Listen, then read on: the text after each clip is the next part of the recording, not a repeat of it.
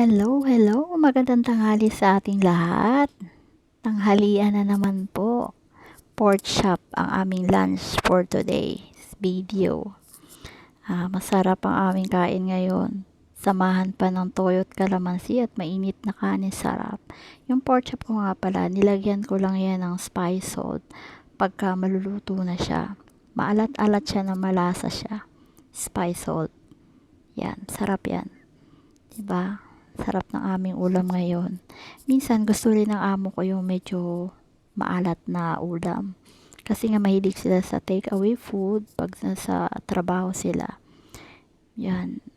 Kaya minsan maalat din.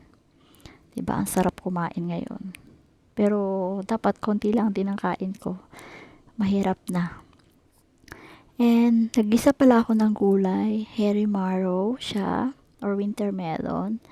Tapos may giniling ako. Ayan, hiniwa-hiwa ko na yung aking pork chop. Tapos ang aming choy sam, hindi mawawala sa lamesa. Yan, ang aming gulay. Kain tayo guys. Salamat. Thank you for watching. Enjoy your lunch.